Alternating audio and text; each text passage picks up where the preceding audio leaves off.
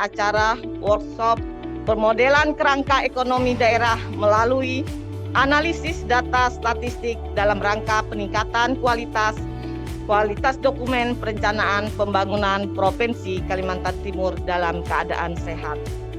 Perkenankanlah kami selaku panitia melaporkan beberapa hal terkait penyelenggaraan acara ini sebagai berikut. Pelaksanaan acara workshop pemodelan kerangka ekonomi daerah ini dilaksanakan berdasarkan undangan Kepala Bapeda Provinsi Kalimantan Timur nomor 005-1055-B PPEPD Min Bab _2022 tanggal 14 Oktober 2022 dengan maksud untuk meningkatkan kapasitas SDM aparatur perencana baik di tingkat provinsi maupun kabupaten kota dalam melakukan penyusunan kerangka ekonomi makro daerah melalui metode dan teknik analisis data informasi serta permodelan yang nantinya akan diimplementasikan ke dalam penyusunan dokumen perencanaan pembangunan daerah. Bapak Ibu yang saya hormati, perlu kita pahami bersama bahwa perencanaan memiliki nilai yang sangat strategis dalam siklus pembangunan daerah. Perencanaan merupakan titik awal penentuan kebijakan dalam upaya pencapaian tujuan dan sasaran pembangunan daerah. Keberhasilan pencapaian kinerja pembangunan daerah perlu diawali dengan perencanaan berkualitas. Oleh sebab itu, penetapan indikator dan target kinerja di dalam dokumen rencana pembangunan haruslah disusun secara SMART atau spesifik, measurable, agreeable, realistic, dan time-bound. Kerangka ekonomi makro daerah merupakan salah satu bagian penting dalam penyusunan dokumen perencanaan jangka menengah atau RPJMD dan tahunan atau RKPD. Instrumen ini digunakan sebagai gambaran umum dalam mengukur capaian kinerja perekonomian daerah. Oleh karena itu, untuk mewujudkan dokumen perencanaan berkualitas, maka penetapan target kerangka ekonomi makro di daerah perlu diperkuat dengan metode-metode perhitungan yang tepat. Bapak Ibu yang berbahagia, dengan mengucapkan Bismillahirrahmanirrahim, workshop pemodelan kerangka ekonomi daerah melalui analisis data statistik dalam rangka peningkatan kualitas dokumen perencanaan pembangunan daerah dengan ini secara resmi dibuka. Pada penyampaian materi hari ini, beliau akan menyampaikan materi terkait dengan bagaimana kondisi sosial dan ekonomi daerah Provinsi Kalimantan Timur secara umum sebagai materi kita bersama sebagai basic dalam penyusunan kerangka ekonomi makro daerah. Dalam rangka sebelum kita akan melakukan penyusunan perencanaan gitu ya, kira-kira kita harus tahu persis apa yang ada atau apa yang menjadi kebutuhan di wilayah kita masing-masing.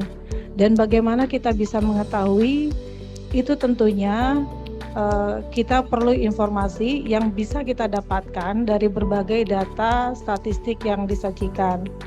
Nah, BPS ini tugasnya memotret ya Bapak Ibu. Jadi apa yang sudah terjadi memotret, tidak memotret ya, memang kita tidak menyajikan data misalnya ramalan ke depan gitu ya. Tetapi harapannya dari potret itu kan seperti kita menjalani dulu kejadian gitu ya. Kemudian harapannya bahwa dari pengalaman atau kejadian yang sudah terjadi, kita bisa mengambil satu kesimpulan atau satu benang merah yang barangkali kita dapat gunakan di kemudian hari. Nah, disitulah ketika kita memanfaatkan data-data atau pengalaman-pengalaman yang sudah kita alami gitu ya melalui data informasi statistik tersebut, itu yang kita masukkan ke dalam perencanaan kita. Apa dan peranan Bank Indonesia yang di daerah, tadi di nasionalnya kami sudah menyampaikan bahwa tujuan utama dari Bank Indonesia adalah menjaga stabilitas rupiah. Untuk di daerah sendiri, ini diturunkan dalam bentuk 3 pilar kegiatan yang dilakukan oleh Kantor Perwakilan Bank Indonesia. Yang pertama, perumusan kebijakan ekonomi daerah. Yang kedua, implementasi kebijakan ekonomi daerah. Dan yang ketiga, perumusan implementasi kebijakan sistem pembayaran dan pengelolaan uang rupiah. Untuk perumusan kebijakan ekonomi daerah, kami di sini posisinya sebagai advisory pemerintah daerah. Jadi kita memberikan asesmen dan rekomendasi kepada pemerintah daerah dalam rangka mendukung rumusan-rumusan kebijakan yang diperlukan oleh pemerintah daerah dengan memberikan perspektif dari aspek moneter, makroprudensial, dan sistem pembayaran. Kemudian kita juga melakukan kajian-kajian yang mendukung untuk percepatan pemulihan ekonomi daerah. Kita melakukan ada kajian mengenai green economy, kemudian kajian salah satunya juga dampak IKN, kita ada melakukan kajian tersebut. Kita juga melakukan kajian untuk dampak perang Rusia Ukraina, spoiler dari permintaan batu bara. Ada beberapa kajian yang kami lakukan untuk mendukung fungsi advisory kami kepada pemerintah daerah. Produknya juga kami sampaikan dalam bentuk surat rekomendasi maupun laporan perekonomian laporan perkembangan perekonomian daerah. Sedangkan dari sisi implementasi kebijakan ekonomi daerah, ini sifatnya adalah sebagai suatu role model atau prototype, bukan mengambil alih pekerjaan OPD terkait ya. Kalau dilihat di sini kok ada pengembangan UMKM, apa ini kerjaannya BI juga sama kayak dinas koperasi UMKM? Oh bukan. Jadi pengembangan UMKM yang dilakukan Bank Indonesia dalam kerangka kita untuk mewujudkan ada role model terkait dengan UMKM yang bisa menjadi penopang untuk percepatan pemulihan ekonomi daerah. Jadi sifatnya role model. Kemudian di sini juga kita ada tim pengendalian inflasi bersama pemerintah daerah. Kita mendukung investasi di daerah melalui program Regional Investor Relation Unit. Kemudian kita juga memiliki program sosial Bank Indonesia dalam arti untuk mendukung program-program yang relevan yang membutuhkan bantuan untuk mendukung usaha-usaha yang dikembangkan oleh masyarakat. Dan yang terakhir terkait dengan sistem pembayaran, sebagai otoritas sistem pembayaran bahwa kami memiliki kewajiban menyediakan rupiah di seluruh wilayah NKRI termasuk di Kalimantan Timur dan menyediakan fasilitas sistem pembayaran yang juga mampu memberikan efektivitas dan efisiensi dalam transaksi ekonomi melalui program yang mungkin Bapak Ibu sudah mulai mengenal ada yang namanya KRIS, QR Indonesian Standard, kebijakan Bank Indonesia. Bapak Ibu juga mungkin di aplikasi mobilnya ada lihat layanan BIFAS pada saat transfer. Dulu kalau yang lama mungkin pakai clearing biasa kena 6.500, sekarang ada yang namanya BIFAS kena 2.500. Jadi beberapa terobosan yang dilakukan Bank Indonesia dalam rangka memberikan kemudahan dan pengurangan biaya bagi masyarakat agar mampu beraktivitas ekonomi yang lebih baik lagi. Alhamdulillah pada tahun ini kami akan meluncurkan yaitu sistem analisis data perencanaan pembangunan Kaltim. Di sini disingkat dengan SADAP. Tempat kita bersama melakukan analisis spasial dan analisis statistik. Analisis spasial kita sudah melakukan pelatihan dan telah melakukan uji coba dan alhamdulillah responnya sangat luar biasa bagi teman-teman SKPD dan bidang perencanaan. Tepuk tangan untuk semuanya.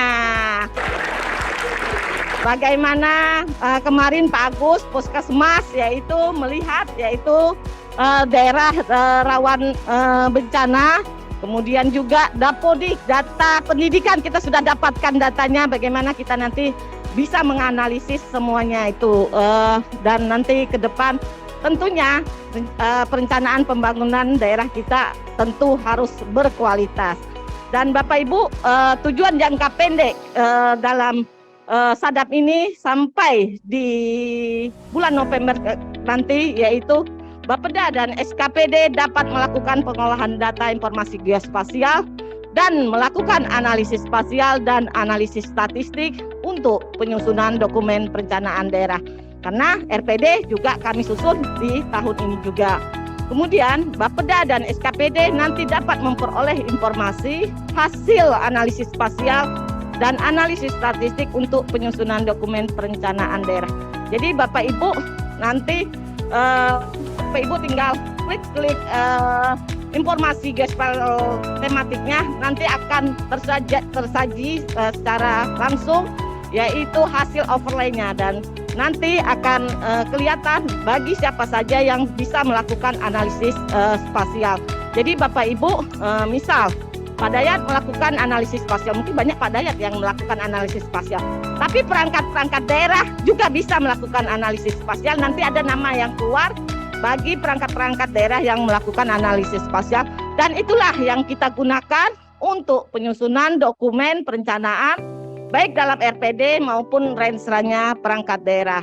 Kemudian untuk tujuan jangka panjangnya tentunya SADAP ini nanti akan disusun juga akan melakukan integrasi dengan hasil analisis evaluasi dan pembangunan daerah. Kita ada TEPRA, jadi Bapak Ibu nanti kita akan lakukan integrasi dengan TEPRA, di mana memang untuk belanja-belanja perangkat daerah telah terkait dengan belanja-belanja perangkat daerah, bagaimana evaluasinya per triwulan, sehingga kita bisa menganalisis setiap triwulan bahkan setiap bulannya.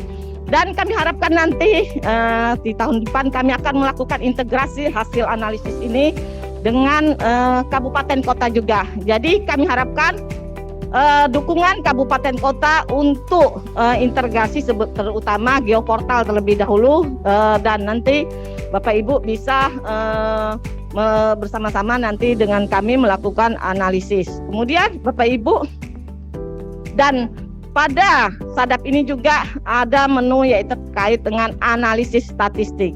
Untuk analisis statistik kita belajar dulu ya 2 hari ini ya Bapak Ibu. Nanti kita akan sediakan yaitu terkait menu analisis statistik.